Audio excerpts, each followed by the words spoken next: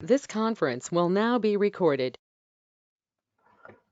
अद्य गुरुवासरः अथवा बृहस्पतिवासरः श्रावण कृष्ण त्रयोदशी दिनांक 25 ऑगस्ट 2022 रसरत्न समुच्चय शंखं चक्रं जलौकान् दधतमृतघटं चारुदोर्भिश्चतुर्भिः सूक्ष्मस्वच्छातिरुद्यांशुकपरिविलसन् मौलिमम्भोजनेत्रं कालाम्भोदोज्ज्वलाङ्गं कटितटविलसच्चारुपीताम्बराढ्यं वन्दे धन्वन्तरिं तन् निखिलगदवनप्रौढदावाग्निलीलम् प्रौढदावाग्निलीलम् ब्रह्मणो हि समारब्धाम् आत्रेयाद्येषु पूजिताम् अस्मदाचार्यपर्यन्तां वन्दे गुरुपरम्पराम् आयुर्वेदरतं वन्दे माधवाख्यं महागुरुम्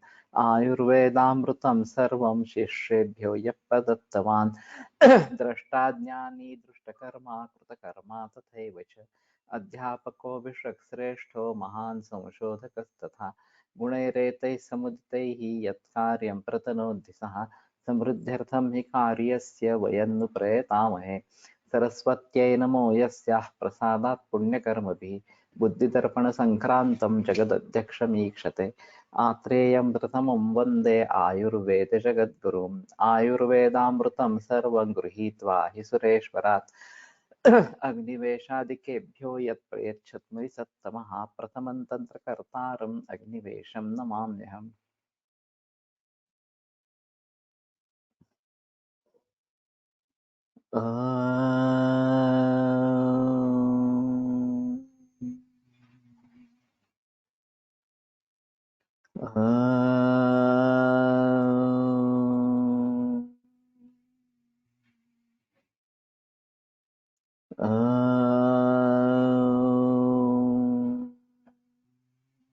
ओम शांति शांति शांति।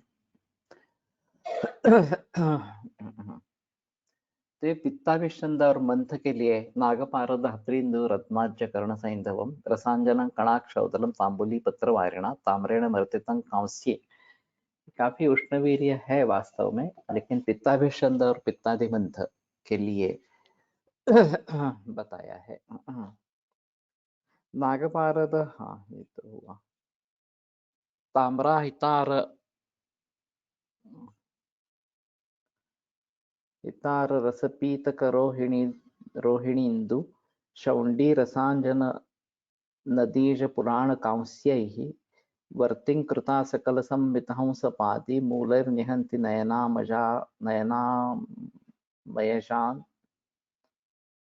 नयनामयजालमाशु।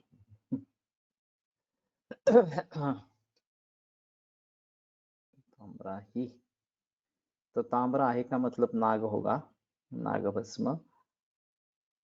तार रौप्य, पारद रस, पीतक स्वर्णभस्म का पीतल या पीतलोध्र का चूर्ण। पीत से शायद गंधक भी ले सकते हैं। रोहिणी इंदु, कटुरोहिणी कपूर। शौंडी रसांजन नदीज पुराण कांस्यैः, शौंडी पीपर का चूर्ण, रसांजना नदीज समुद्र फेन तथा पुराना कांस्य। वर्तिं कृता सकल संवित हंसपादी मूलैर्निहन्ति, और फिर हंसपादी इन सबों को एकत्र कर अच्छी तरह घोट ले और हंसपादी की जड़ के रस या क्वाथ के साथ अच्छी तरह मर्दन कर वर्ती बना ले।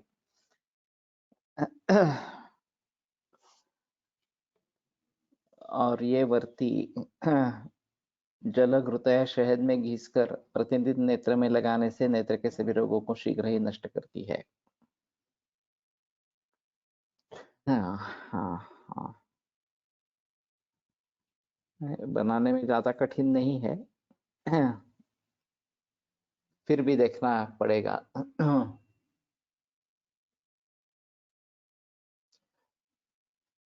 अर्ह अथ पारदादिवर्ती पारद नागरसाञ्जन समान दृढशिम्बिमूलकं सरजं सप्तदिनं चिञ्चादलरसपिष्टं ताम्रपात्रपर्युषितं वर्तिरनातपशुष्का अधिमन्थ तिम्मिर अर्म पिल्ल शुक्लग्नि पारद नागरसाञ्जन समान दृढशिम्बिमूलकं सरजं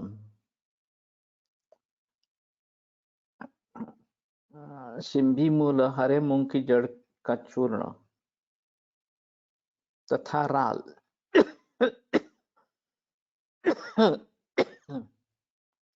सरजम का अर्थ राल किया है।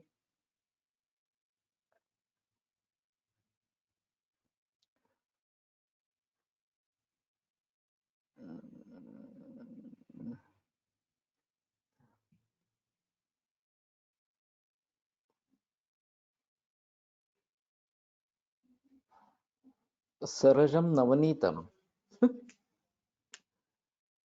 रज पर्पटकः तत्सहितमित्यर्थो वा।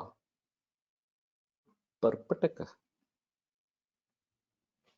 इन्होंने तो राल अर्थ किया है संस्कृत टीका में।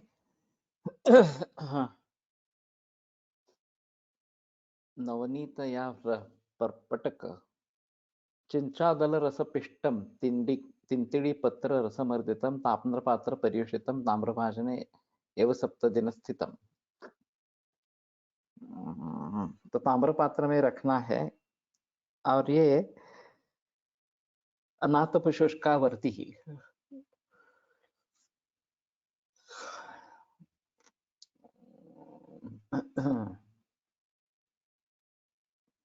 तो आपण सर्ज राळ असा अर्थ काढला असेल पण लेकिन सरजम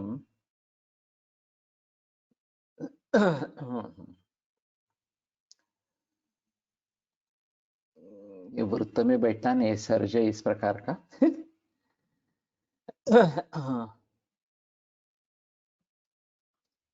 तो आतप में नहीं रखना है, अनातप शुष्क इस प्रकार से करनी है और फिर ताम्र पात्र में 7 दिन रखनी है। और अधिमंथ तिमिर अर्म पिल्ल और शुक्ल इन सभी को नष्ट करती है इस प्रकार से। तो फलश्रुति काफी वाइड है।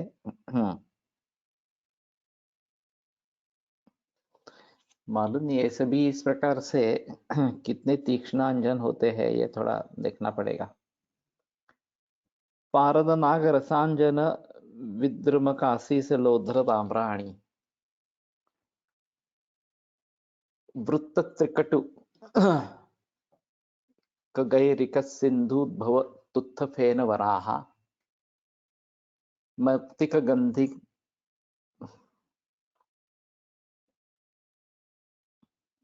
गंधिन्याम गंधिन्याभा गिरिकर्णी पुत्रजीव कनक शिफाः चिंचा षड्विधमौर्य लवणम षड्विधम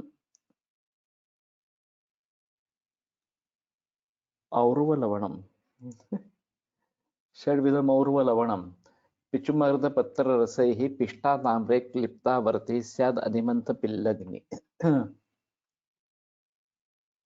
पिल्ला अलग रोग है और शुक्ल यानी कि डोळ्यात फूल पडते असे जे म्हणतात तो कॉर्नियल ओपेसिटी होती है और ये सवर्ण अवर्ण इस 2 प्रकार का होता है और इसके मरीज दिखते हैं वास्तव में इस प्रकार से। तो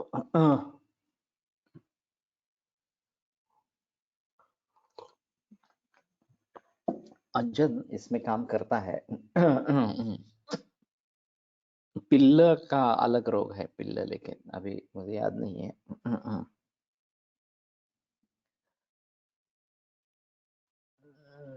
शुद्ध पारद नागभस्म रसौत रसांजन विद्रुम प्रवाल काशी स लोध्र ताम्र वृत्त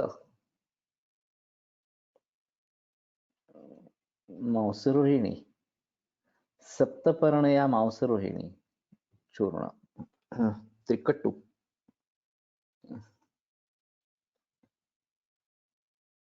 वृत्तम सप्तपर्णम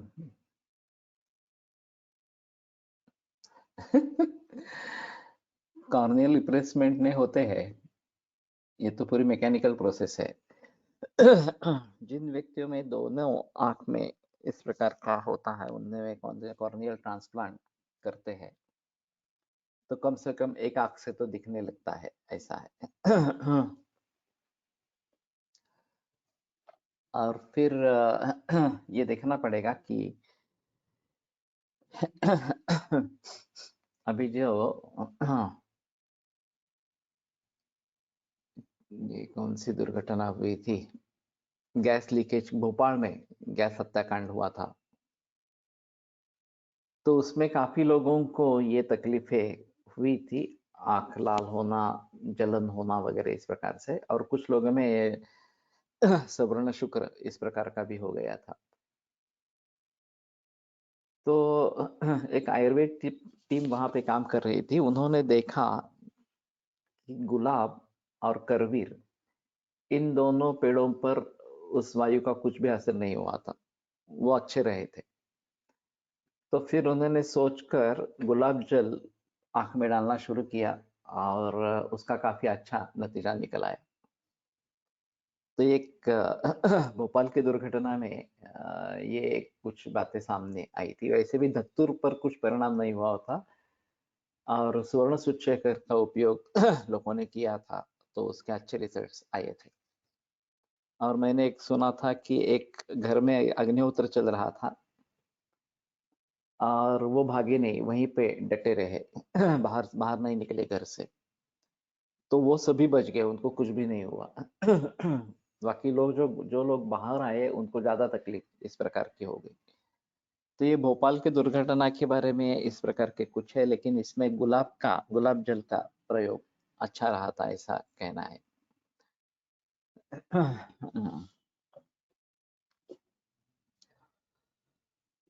तो वृत्त सप्तपर्ण या मांसरोहिणी त्रिकट्टु शुद्ध गेरू सैंधा नमक शुद्ध तूतिया समुद्र फेन।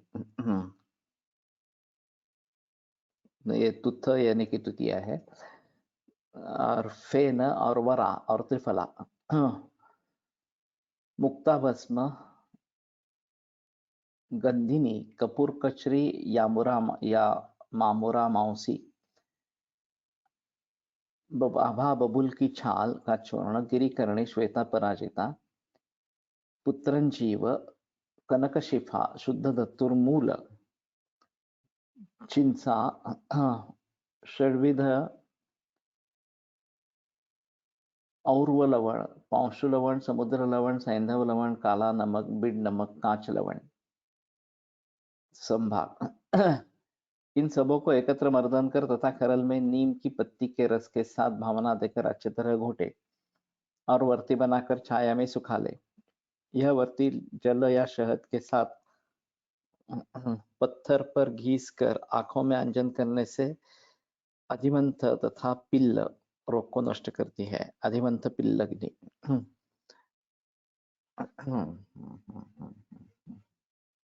तर ठीक आहे.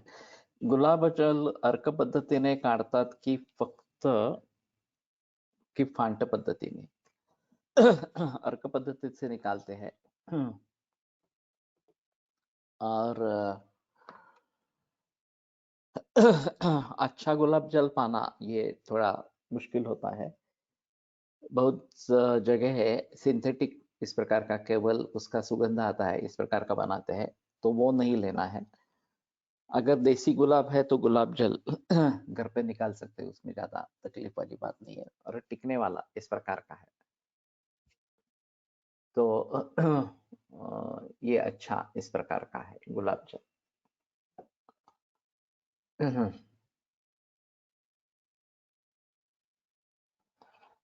कर्पूरांजन सीस पारद कणा तीक्ष्णानि पिष्ट्वा सकृत नन्द्यावर्त रसैर्विशोष्य मधुना पिष्ट्वा पुनर्भाजने शार्ङ्गे स्फाटिक एव वा विनिहितं शुक्लार्म काचापहं तैमिर्यञ्च निराकरोति सहसा नेत्रेञ्जनं सर्वदा। तो षडंगवर्ती शुद्ध कपूर कपूर, शुद्ध अंजन, सीसा भस्म, शुद्ध पारद, तीपर चूर्ण तथा तीक्ष्ण लोह भस्म संभाग इन सबों को लेकर खरल में घोट कर महीन चूर्ण बना ले तथा पिंड तगर या नीम के पत्तों के रस के साथ मर्दन कर वर्ती बनाकर छाया में सुखा ले। इसके बाद वर्ती को शहद के साथ पीसकर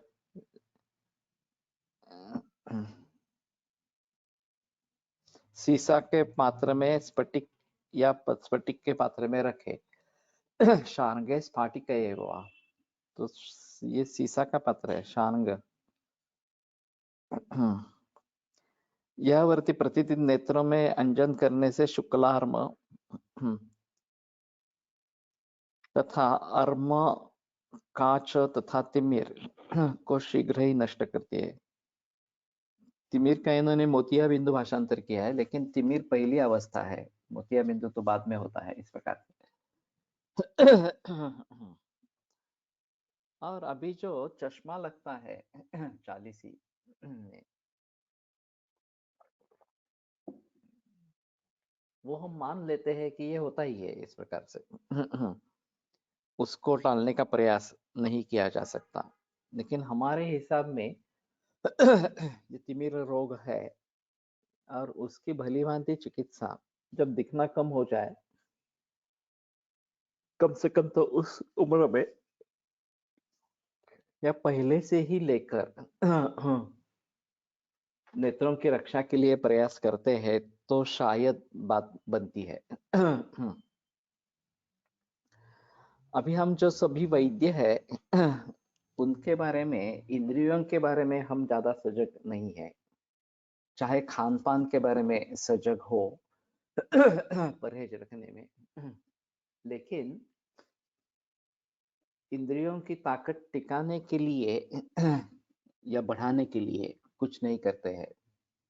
वैसे अभ्यंग भी नियमित रूप से किया नहीं जाता और बाकी चीजें तो दूर ही रहेगी। नस्य या तांबूल, तर्पण वगैरह वगैरह सभी जो बातें हैं वो कम ही होती है इस प्रकार से। तो इनके बारे में, नेत्र के बारे में, दांत के बारे में भी ज्यादा ध्यान नहीं दिया जाता और फिर डेंटिस्ट के पास जाते हैं तो मैकेनिकल ट्रीटमेंट से भी चलती है इस प्रकार से। तो बेहतर है कि स्वस्थवृत्त के अनुसार कुछ ना कुछ करने की कोशिश तो होनी चाहिए, जहां तक हो सके, जैसे भी हो सके वो करना चाहिए इस प्रकार से। तो शायद हम तिमिर से बच पाएंगे। शुरू से ही ये इसमें सबसे अहम मुद्दा रात्रि काल में भोजन का निषेध ये है कि सूर्यास्त से पहले खाना खा लेना चाहिए। अपथ्यम पथ्यम अप्यन्नम निशायाम नेत्र रोगिणाम, इस प्रकार का एक सूत्र अष्टांग संग्रह में आता है।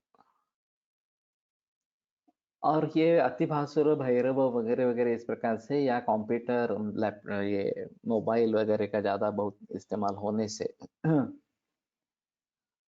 तकलीफें बढ़ जाती है और उसमें अनुवंशिकता का भी रोल है।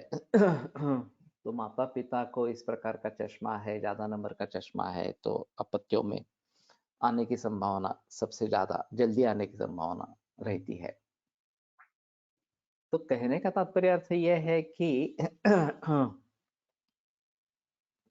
हमें इसके बारे में सजग होना है। और तो और एक ऐसी बात है कि पूर्व काल में घर में सूतिकागार रहता था जो काफी उसमें अंधेरा इस प्रकार का रहता था और नॉर्मल डिलीवरीज होती थी और उस अंधेरे घर में बालक को रखा जाता था सवा महीना तक, सवा महीना से बाहर निकल के फिर देवदर्शन के लिए जाते थे। तो ये आँख के लिए बहुत महत्वपूर्ण था। अभी सिजेरियन का ज़माना है तो जन्म होते हैं बच्चों के, वो बड़े लाइट के नीचे होते हैं। तो वहीं से शुरू हो जाता है सिलसिला, और ये अंधेरापन वगैरह सूतिकागार का जो है वो नहीं किया जाता। इसलिए मैं सोचता हूँ कि सूतिकागार अगर बना लेंगे अभी के हिसाब से इस प्रकार से, तो लोग उसके लिए पैसे देंगे। वैसे घर छोटे हैं, या फिर ये जो मसाज वगैरह है वो नहीं होता, रक्षा विधि घर पे नहीं होता, तो इस सूतिकागार में सवा महीने तक रखने से ये सभी बातें हो सकेगी। और वहाँ अंधेरा भी रख सकते हैं, ये भी बात हो सकती है जो प्राचीन परंपरा में था। तो ये बेटर ऑप्शन इस प्रकार का होगा, और हमें थोड़ा सजग रहना पड़ेगा। मैंने भी सोचा था कि मैं कुछ करूंगा करूंगा जब चश्मा आने वाला था, तब उस समय में, लेकिन कुछ हुआ नहीं। बाद में मैं सरेंडर हो गया, चश्मा लेके आया इस प्रकार से। लेकिन इसके लिए डटकर प्रयास करने चाहिए, और वो पूर्व वय में ही करना, आरंभ करना अच्छा होगा। युवावस्था में आरंभ करना अच्छा होगा। और फिर 40 उम्र होने पर हम शायद बच पाएंगे, उसको कम से कम देरी से करवाएंगे तो ज्यादा अच्छा इस प्रकार का है। तो ये अच्छा लगता है मुझे षडंग भर्ती, वैसे ज्यादा तीक्ष्ण नहीं है। और शुक्ल अर्म काच तैमेरियंच निराकरोति स नेत्रेंजनम सर्वदा। तो जो उन्होंने तिमिर के लक्षण बताए हैं, सूची पाशम न पश्यति वगैरह इस प्रकार से, वो दिखाई देते हैं उस समय में। और उसको अगर हम भली भांति तिमिर करके डायग्नोसिस करके उसकी चिकित्सा करेंगे तो ज्यादा अच्छा रहेगा। कतक सैंधव तुत्थ रसांजन त्रिकटु स्फटिकाब्द वराटकम त्रिकटु ताम्रम अयो हिम रोहिणी जलाधिफेन वचानृक वचानृकरोटिका उरगपारद टङ्कणमञ्जनं त्रिफलया मधुकेन च संयुतं करजवल्करसेन सुपेषितं गरुडदृष्टिसमां कुरुते दृशम्। गरुडदृष्टिसमां कत्तकसैन्धव।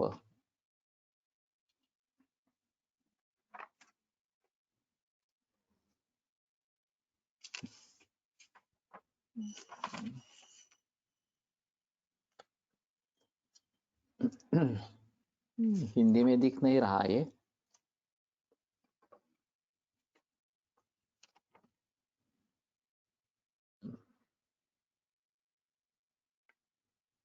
हाँ है। कतक निर्मली सैना नमक तुत्थ रसांजन त्रिकटु स्फटिका फिटकरी नागरमोथा अब्द वराटकम कवड़ी भस्म ताम्र भस्म लोह भस्म हिम कर्पूर रोहिणी समुद्र फेन वच नृकरोटिका मनुष्य की खोपड़ी की अस्थियों का भस्म। यह जब आया है नृकरोटिका।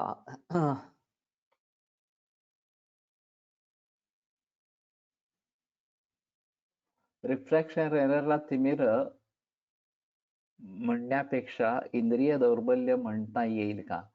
तिमिरची सुरुवात अव्यक्तम ईक्षते रूपम होऊन लिंगनाशामध्ये परिणती होते. लहानपणापासून मोठा नंबरचे चष्मे असले तरी मोतीबिंदू होत नाही.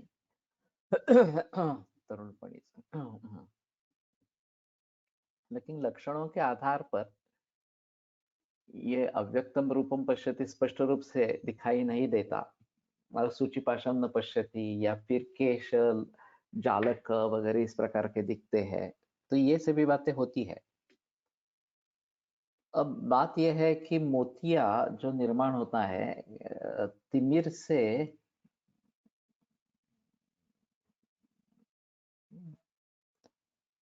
उसमें एक सीक्वेंस दिया है, मुझे अभी पक्का याद नहीं आ रहा। नेत्र रसायन चिकित्सा नंबर 60 अधिक उपयोग्य होईल तिमिर चिकित्सेपेक्षा असे वाटते.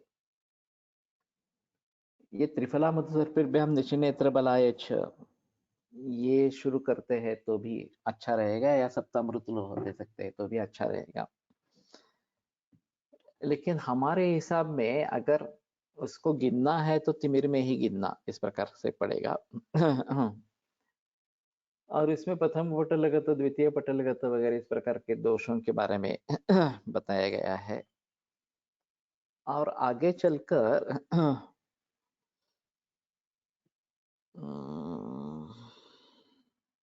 अभी श्लोक याद नहीं आ रहा।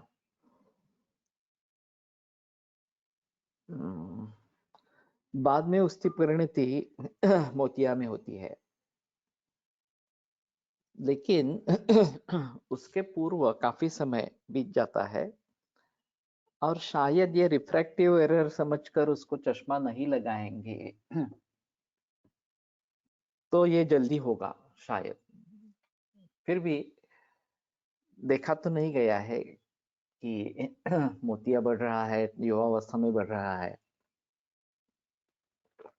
जबकि ये चश्मा वगैरह इस प्रकार के कुछ नहीं थे। और मोतिया भी पिकने तक उसका ऑपरेशन नहीं किया जाता था, चाहे एलोपैथी में हो। लेकिन अभी वो भी बात नहीं रही। अब कभी भी मोतिया का ऑपरेशन करा देते हैं और बोलते हैं लेंस इम्प्लांट करनी है तो कुछ देखने का, वैसे वो निकाल नहीं देनी है और नई लेंस इम्प्लांट करनी है। तो वेट करने की जरूरत नाही. प्रथम पटलापासून दोष चतुर्थ पटलापर्यंत प्रवेशित झाले की लिंगनाश होतो. थोडक्यात लेन्स गढूळ होत जाणे. लेकिन ये काफी लंबी प्रोसेस है और मोतिया की शुरुआत होने के बाद भी बरस 2 बरस लग सकते हैं मोतिया पक्व होने के लिए। और पुराने जमाने में तभी ऑपरेशन करते थे और बड़े नंबर का चश्मा मिलता था। अब लेंस इम्प्लांट होने के कारण चश्मे का नंबर बहुत ही कम होता है, नहीं तो नहीं भी होता है इस प्रकार से। लेकिन इसको दोष मानकर, रोग मानकर अगर चिकित्सा करेंगे या प्रिवेंशन के लिए करेंगे, वो ज्यादा बेहतर ऑप्शन है कि तिमिर निर्माण ही न हो।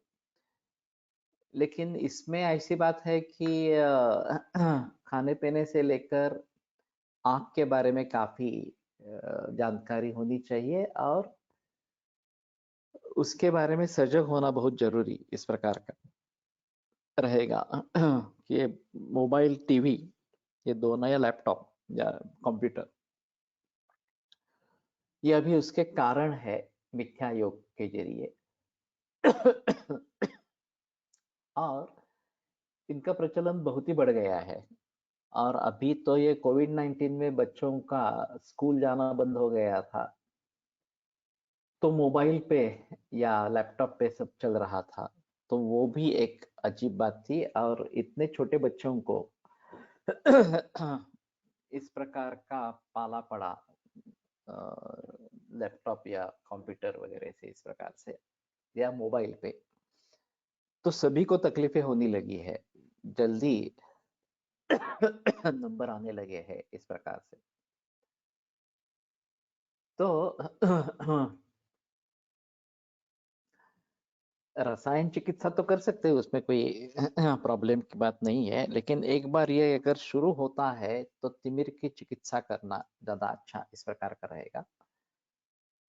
और उसने स्नेहपान, विरेचन, नेत्र तर्पण वगैरह जो बातें हैं वो करनी पड़ेगी, वो ज्यादा अच्छा इस प्रकार का रहेगा। अभी प्रोग्रेसिव मायोपिया है, हाई मायोपिया है तो ही हमारे पास मरीज आते हैं। मामूली नंबर है तो कोई आता नहीं है।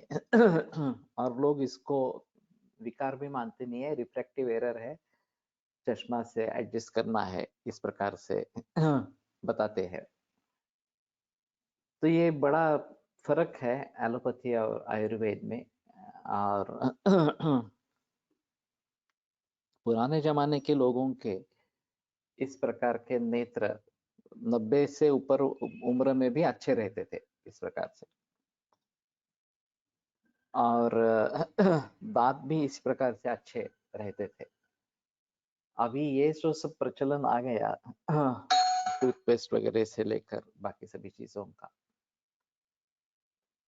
तो उससे सब मामला बिगड़ रहा है। और हमारी पारंपरिक पद्धति ही अच्छी इस प्रकार की थी।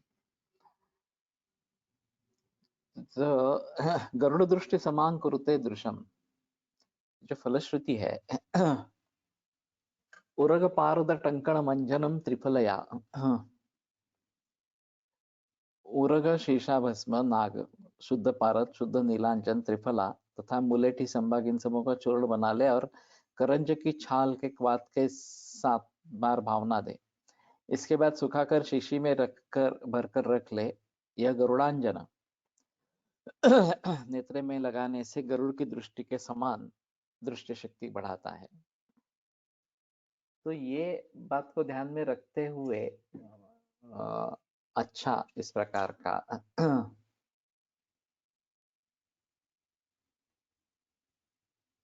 आफ्टर शोधन विरेचन त्राप्यादि लोह प्लस पुष्पधन्वा रस with Honey improved myopia from 2.25 to 1 minus 1.25. It was additional effect in treatment of Bandhyatva patient. Okay. तो औषधियों की फलश्रुति वाइड इस प्रकार की होती है। मेरा साला मुंबई में है, वो रसायन चूर्ण सेवन करता रहता है, तो काफी बरसों से कर रहा है।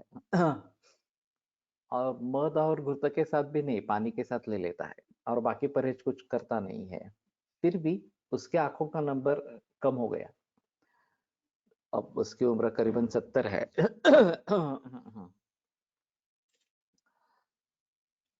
तो रसायन चिकित्सा से फायदा होता है, इसमें कोई संदेह नाही। माझी आजी शेवटपर्यंत चष्म्याशिवाय वाचन करू शकत होती. तुपाचा पिच्चू डोळ्यावर ठेवण्याची अनेक वर्ष सवय होती. तो कम से कम पिच्चू तो रख सकते हैं। उसमें संदेह की बात नहीं है। नेत्र तर्पण हो पाएगा नहीं पाएगा ये अलग बात इस प्रकार की रहेगी। और पावतल में कांस्य के आधार से मर्दन करना, ये भी अच्छी चीज है।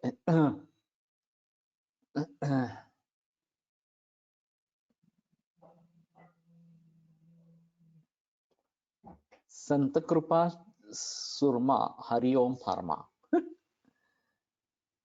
चूर्ण कंटेन्स शुद्ध सुरमा सिनामोमम कैम्फोरा मोती पिप्पली potassii nitras copper sulphate coral jasmine saccharum officinarum, क्या है सच्चारम, एजाडायरेक्टा इंडिका। 2 ग्राम 20 रुपीज का आता है। काफी सस्ता है।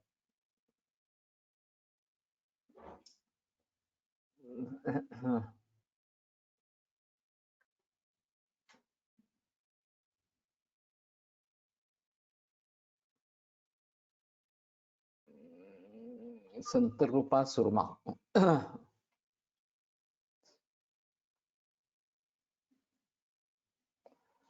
This medicine prepared under the guidance of eminent Ayurvedic physicians and Pujya Sant Shri Asharamji Bapu and tried by the latter is the shield for the eyes. It has been prepared by the recipe described in Shastras and fortified with exposure to the cool moonlight on Sharad Purnima.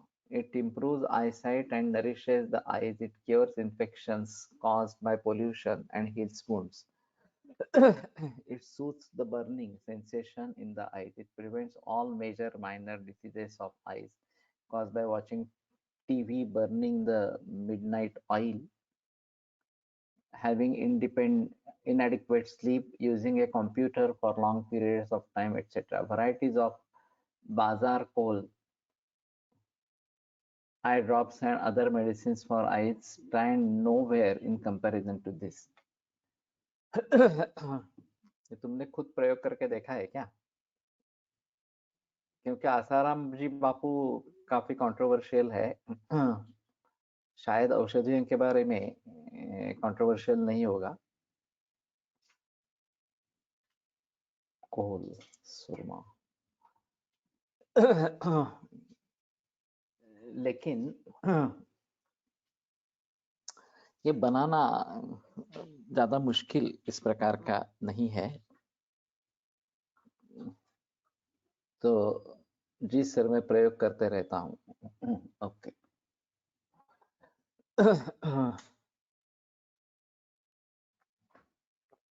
तो शायद इससे बात होती रहेगी. और हमें खुद की रक्षा करने के लिए करना चाहिए. यहाँ सातारा में जाधव नाम क्या है, ये नेत्र के लिए पैक बनाता है. सुरमा से लेकर सुरमा और रसांजन ये दोनों करके देता है. तो मुझे भी उसने दिया है, मैं भी प्रयोग कर रहा हूँ सुरमा का खास करके. औषधियाँ काफी अच्छी और सस्ती होती है. वैद्य संदीप जाधव, हाँ. तो वो नियमित रूप से करना है. और श्रावणार्थ रसांजनम हफ्ते में एक बार श्रावण के लिए रसांजन बताया है, वो शायद करेंगे. वैसे खोजाती सुरमा यूएई से आता है, काफी प्रचलन में है, मुसलमानों में खास करके प्रचलन में है. और अब उनके आंखों के बारे में देखना चाहिए कि सर्वे अगर होता है कि ये खोजाती सुरमा नियमित रूप से इस्तेमाल करने से आंखें अच्छी रहती है क्या, इस प्रकार से. तो ये कतक आदि भी ठीक है पाठ. गरुड़ दृष्टि समाम कुरुते दृश्यम, इस प्रकार से. थोड़ा सा इसमें ऐसा रहेगा कि कुछ कुछ प्राणियों की शक्ति उस विषय में ज्यादा अच्छी इस प्रकार की रहती है. जैसे सूंघने की शक्ति कुत्ते में है और इसीलिए कुत्तों का प्रयोग ये ढूंढने के लिए किया जाता है. उसी प्रकार त्रिफलांजन इज आल्सो ग्रेट फॉर श्रावणार्थे once or twice a week. या त्रिफलांजन भी है, तूपंजन भी मिलता है, वो क्या है मालूम नहीं, लेकिन वो भी काफी प्रचलन में है.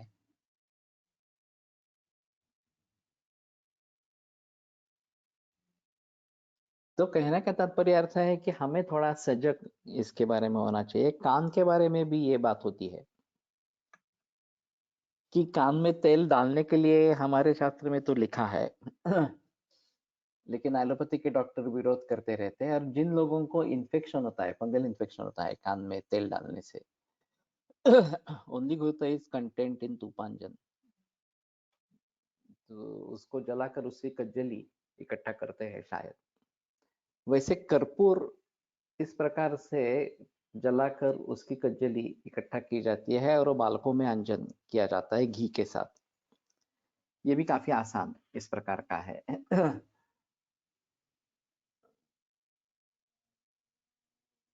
भास्वर रूप दर्शनमुळे होणाऱ्या परिणाम विरुद्ध वाग्भटात आज टीव्ही मोबाईल साठी परफेक्ट. नो कज्जली इन इट.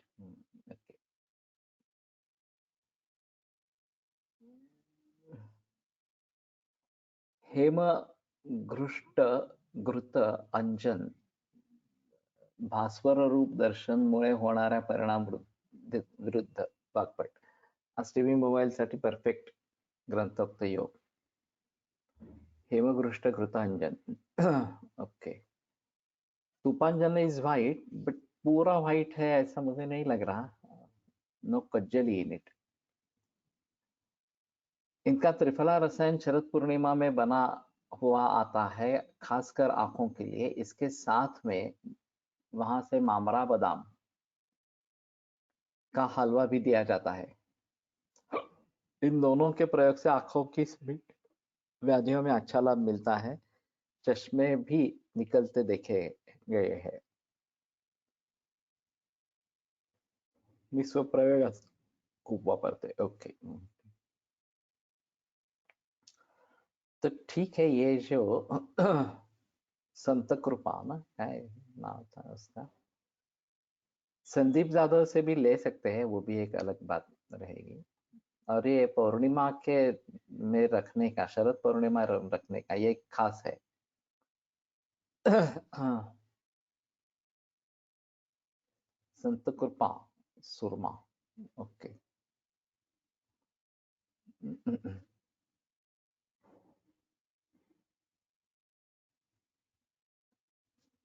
मी अंजनासाठी रोज तुपांजन वापरतो. ओके.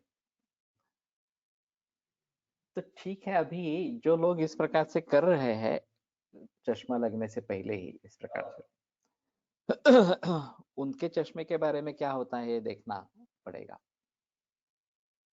वैसे मुझे एक भाई ने बताया था कि उसको किसी डॉक्टर नहीं था, बोरिक एसिड का हर रोज अंजन करने से मोतिया नहीं होता है, कभी भी नहीं होता है इस प्रकार से.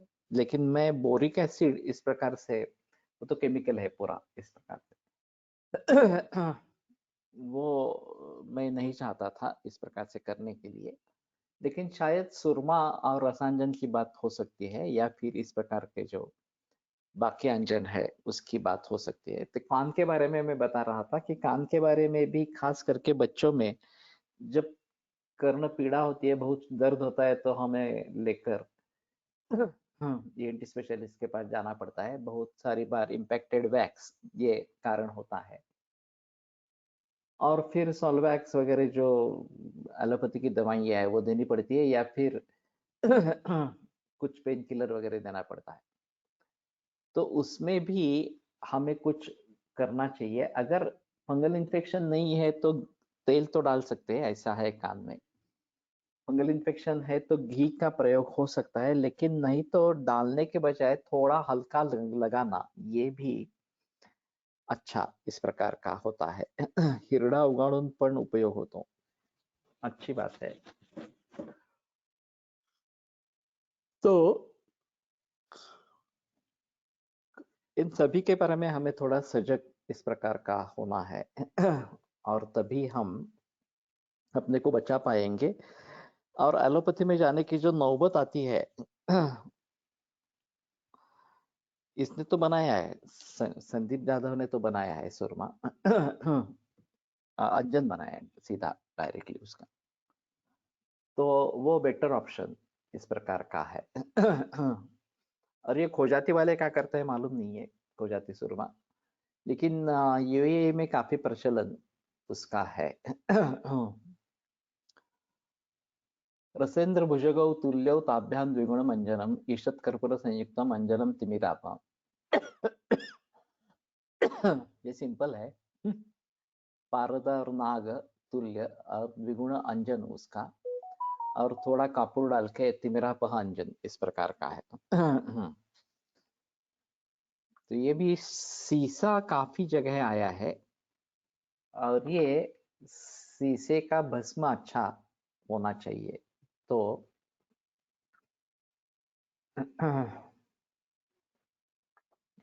तेल निकालने वक्त उसमें थोड़ा पानी मिलाया जाता है. इसके कारण मॉइस्चर होने के कारण फंगल इन्फेक्शन होता है. वो बात सही है, मगर तेल को अजवाइन डालकर अच्छी तरह उबाल लेते हैं तो इन्फेक्शन नहीं होता. ये भी आसान तरीका है कि अगर अजवाइन डालकर तेल को उबाल लेंगे और फिर एक दो बूंद ही सही, हमारे ग्रंथों में तो कर्ण पूर्ण आया है, तो काफी मात्रा में करना है इस प्रकार से। लेकिन कम मात्रा में करेंगे तो शायद ये खोजाती सुरमा वापरून पाहिला, काजळ घातल्याप्रमाणे डोळ्यांच्या कडा काळ्या होतात, रुग्ण अनुत्सेक अनुत्सेक अनुत्सुक असतात. ओके.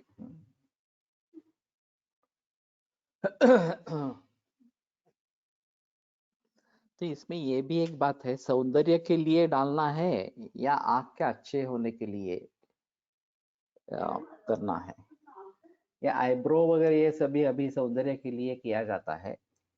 तो इस प्रकार का अंजन सौंदर्य के दृष्टि से अगर किया जाता है तो शायद उसके बारे में थोड़ा देखना पड़ेगा। लेकिन हम सोचेंगे वो तो आंख की शक्ति बढ़ाने के लिए ही सोचेंगे इस प्रकार से। तो ये आसान है थोड़ा सा रसेंद्र भुजंग का। हाँ, मैं बात कर रहा था कि इसमें जो नाग है वो भली भांति बनना चाहिए, ये बड़ी समस्या है। कि नाग भस्म अगर अच्छा नहीं बनेगा तो ये सब प्रयास व्यर्थ होंगे। और कम से कम 60 फुट तो देने पड़ते हैं नाग के लिए। गुणेश शास्त्री ने लिखा ही धातु अत्यंत कोड़गी आहे, शुरू पहला ही वाक्य इस प्रकार का है। कि अच्छी तरीके से नाग भस्म बनाना काफी मुश्किल, कठिन इस प्रकार का होता है। तो बहुत सारे योगों में नाग भस्म है, तो नाग भस्म एक बार अच्छा हो जाए तो इन सभी के बारे में जरूर सोच सकते हैं। कारवेल्ल द्रवै सार्धम सम्मक भर्जा कपर्दिका, सूतकं टंकणं लाक्षा तुल्यं जंबीरजद् द्रवैः, मर्दयेत् ताम्रपात्रे तु तस्मिन् रुद्ध्वा विनिक्षिपेत्, धान्यराशौ स्थितं मासं अंजनं पटलं हरेत्।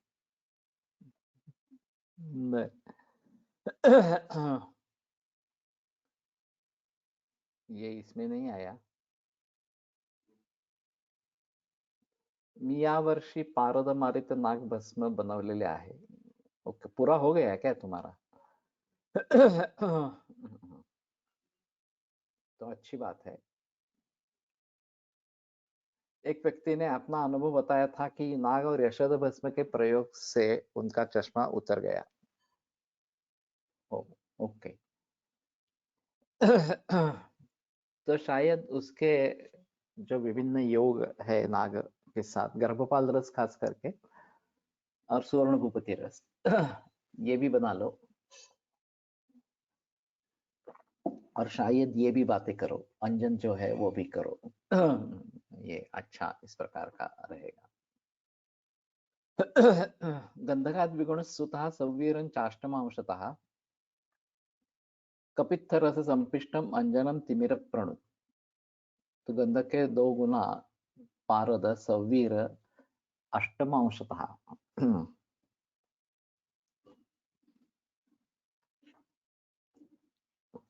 अष्टमांश सौवीर।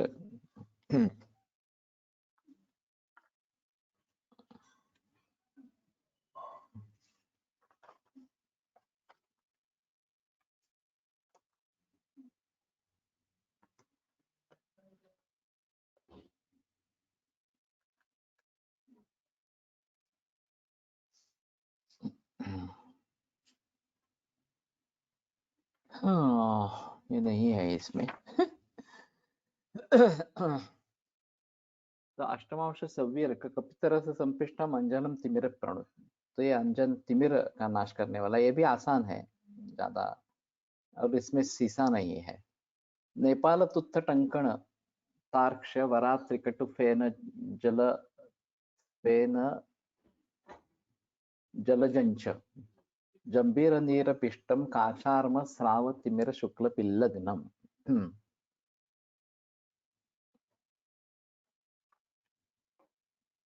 नेपाल तुत्थ टंकण।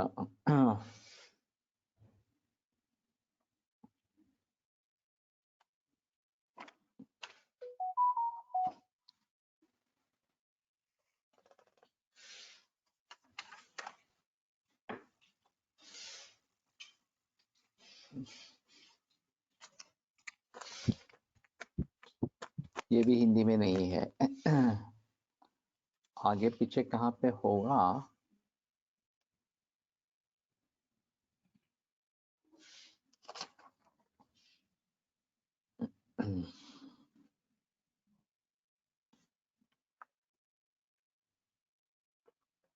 नहीं दिख रहा है, ठीक है। तो नेपाल ताम्र तुत्थ टंकण तार्क्ष वरा त्रिकटु पेन जलजंच ये शायद देखते हैं एक बार।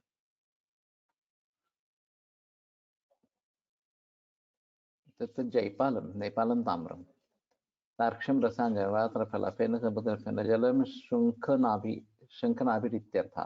जलज का शंख नाभि है। अजीब है।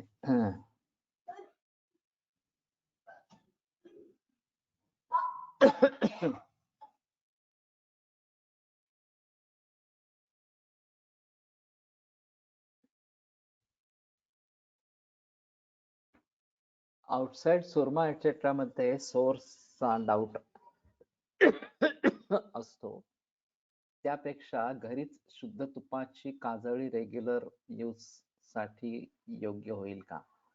लवण मुळात वापरतो तसा। लवण मुळात वापर। नागभस्म सेंद्रिय रंगाचे चांगले की काळ्या रंगाचे? मंगेशचे कोणत्या रंगाचे झाले आहे?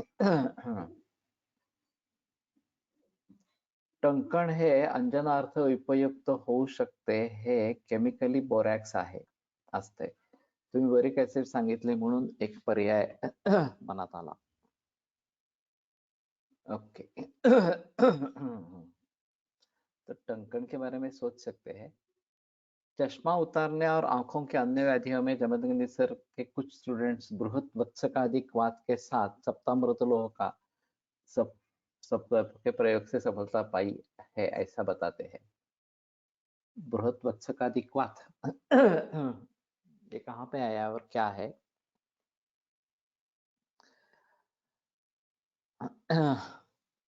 देखना चाहिए।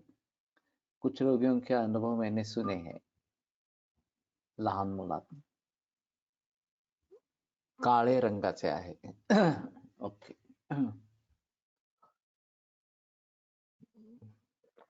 तो ये देखना पड़ेगा थोड़ा सा कि शीशे का भस्म किस प्रकार से बनता है और उसको निरुद्ध हुआ ये देखने की कोई टेस्ट है क्या, या फिर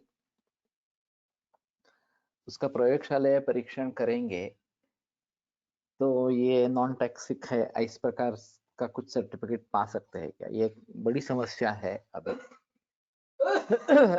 अभी तो मैं ऐसा करता हूँ कि ये जो सभी रस औषधियाँ जो है वो 6x करके प्रयोग करता हूँ, तो इसमें कुछ मिलता नहीं है। लेकिन अलगता से अगर देखने की कोशिश करेंगे तो शायद वैशज्य रत्नावली पाठ है। ओके। बृहत वत्सकादि कषाय तो प्रयोगशाळेत तपासावे लागेल। तो एक बार देखते हैं।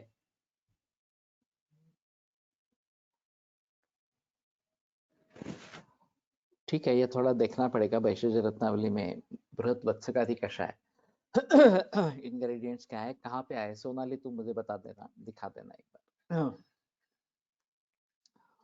तो कहने का तात्पर्य अर्थ यह है कि इन सभी के बारे में थोड़ी कोशिश करनी पड़ेगी। अभी तो ये हो गया कि ऑप्थेल्मोलॉजिस्ट आयुर्वेदिक तैयार होने लगे और ऑप्थेल्मोलॉजी में परिवर्तन थोड़ा थोड़ा आने लगा। एक महत्वपूर्ण मुद्दा उसमें ऐसा है कि जैसे हम बाकी रुग्णों की हकीकत पूछ लेते हैं, केस पेपर बनाते हैं, उसी प्रकार इसके बारे में भी सोचना है। आंख के मरीज जो आते हैं तो उनकी पूरी हिस्ट्री लेनी है। मेरे पास एक ऐसा हुआ था कि पारस शाह ने मेरे पास एक स्प्रिंग कटर का पेशेंट भेजा। उसको लोकल पहले तो ये दी थी, एंटी एलर्जिक दी थी, उसके फायदा नहीं हुआ। फिर एंटी एलर्जिक पेट में दी थी, उसका फायदा नहीं हुआ। फिर लोकल स्टेरॉइड दे दी, तो उसका भी फायदा नहीं हुआ। तो उन्होंने सोचा कि सिस्टेमिक स्टेरॉइड शुरू करेंगे। तो उस बीच मेरा ध्यान नाम उनके ध्यान में आया, पारस शाह के। तो एक बार बोले कि एक बार इनके पास जाकर देखो और कुछ होता है क्या करो। तो एक 12-13 बरस का लड़का था और हम हिस्ट्री पूछ रहे थे, सुबह कितने बजे उठता है, स्कूल में क्या लेके जाता है, वगैरह वगैरह इस प्रकार से।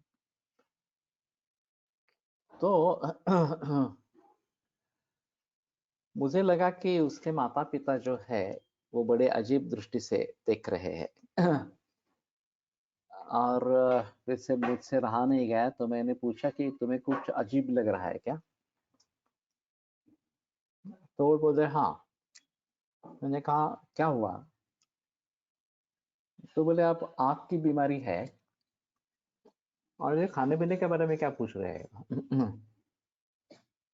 किसी भी ऑप्थेल्मोलॉजिस्ट ने आज तक इस प्रकार के सवाल पूछे नहीं है, और आप ही पहले निकले इस प्रकार से कि जो दिनचर्या खाना पीना के बारे में बात कर रहे हैं। तो मैंने उसके पूछा कि देखो, शरीर का पोषण जो है वो आहार से होता है। मैंने हाँ, नेत्र एक शरीर का अवयव है। हाँ, तो पोषण अच्छा होगा तो नेत्र का कार्य अच्छे तरीके से चलता रहेगा। हाँ, और उसमें कुछ गड़बड़ हो जाती है तो बीमारियां हो सकती है। तो इसलिए हमारे यहाँ अचक्षुष्य और चक्षुष्य दोनों प्रकार के पदार्थ दिए गए हैं, और खास करके लवण जो है वो सैंधा नमक छोड़कर बाकी सभी लवण अचक्षुष्य बताए गए हैं। विरुद्धान्न अचक्षुष्य बताया है वगैरह वगैरह इस प्रकार से। तो कहने का तात्पर्य तो जब तक हम हिस्ट्री नहीं लेंगे तब तक कारणों का पता नहीं चलेगा। अब यही सिलसिला गायनाकोलॉजी में भी होना चाहिए। गायनाकोलॉजी में भी बिल्कुल प्रचलित नहीं है। गायनाकोलॉजिस्ट के पास जाते हैं, वो थोड़ी हिस्ट्री ले लेते हैं, फिर डायरेक्ट ट्रीटमेंट शुरू हो जाती है। चाहे हार्मोनल इम्बैलेंस हो, चाहे फाइब्रॉइड की बीमारी हो, चाहे मेनोपॉज का या हेमरेजिया वगैरह इस प्रकार के हो, कुछ भी हो, डायरेक्ट दवा पर उतर आते हैं। कोई मतलब ही नहीं खाने पीने के बारे में पूछने का, या फिर दिनचर्या के बारे में पूछने का वगैरह वगैरह। तो जब तक इन इनमें वैद्यों की संख्या बढ़ेगी नहीं, अभी गायनेकोलॉजी में भी काफी लोग आ रहे हैं, तो शायद इसमें भी परिवर्तन आएगा, और लोगों को आश्चर्य होगा कि अरे ये क्या पूछ रहे हैं इस प्रकार से।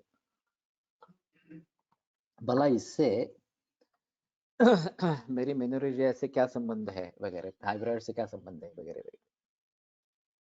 तो क्षीरबला 101 प्रतिमर्शन से बड़ी मात्रा में देते हैं, कम से कम 15 ml प्रतिदिन। 15 ml, मुझे नहीं लगता।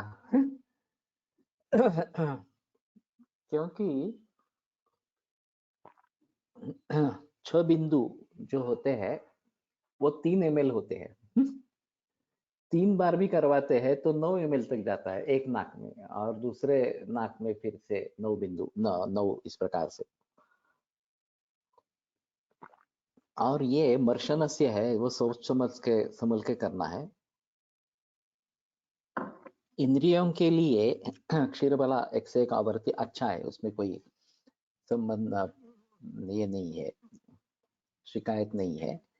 कालीड़ा से नागभस्म 100 पुटी मिलते, मालूम नहीं उसकी क्वालिटी कैसी है।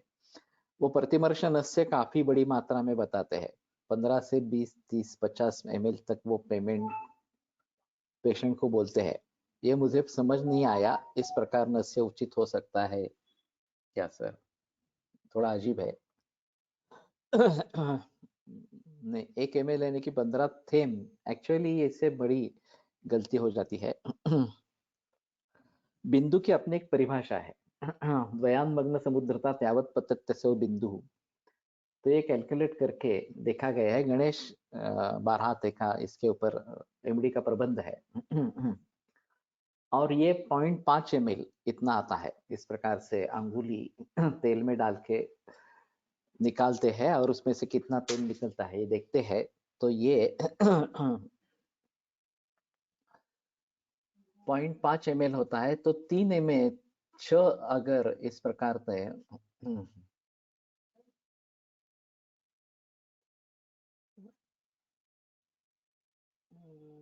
मुझे एक बार जमदग्नि से ही पूछना पड़ेगा, मालूम नहीं कि ये गले में भी नहीं आता। ये तो और अजीब है। मेरा जूनियर है जमदग्नि। वैसे मैं भी कोलटकर सर के पास ज्यादा नहीं गया हूँ। ऐसा लाइव दिखाते हैं। तो मालूम नहीं, जमदग्नि से शायद बात करेंगे। तो कुछ पता चलेगा इस प्रकार से। वैसे भी बस्ती में भी उसका काफी अलग इस प्रकार का है। ठीक है, आज रुकते हैं, कल फिर से करेंगे। और परसों अमावस्या के जरिए छुट्टी रहेगी।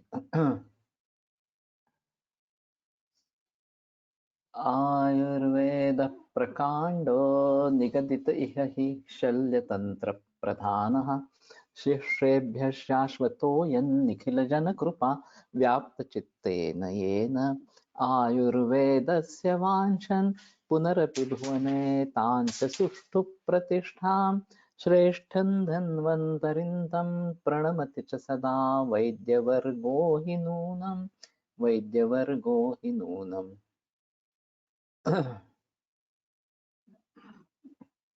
एलोपैथी अनुसार 1 ml 20 ml, ये तो काफी बड़ी मात्रा है। Kshiramala extract not is possible in such higher doses. 2 ml is highest dose possible. Patient's BP increases and also painful. This same. Okay. वैसे क्षीरबला काफी थिक होता है और उसको जो आता है 101 आवृत्ति वो बहुत कम मात्रा में आता है, छोटी बोतल रहती है और इसमें घी जैसा जम जाता है, क्योंकि 100 बार इस प्रकार से दूध डालने से तेल की मात्रा बहुत कम हो जाती है और घी ही ज्यादा बनता है। तो ये एक अलग इस प्रकार की बात होगी।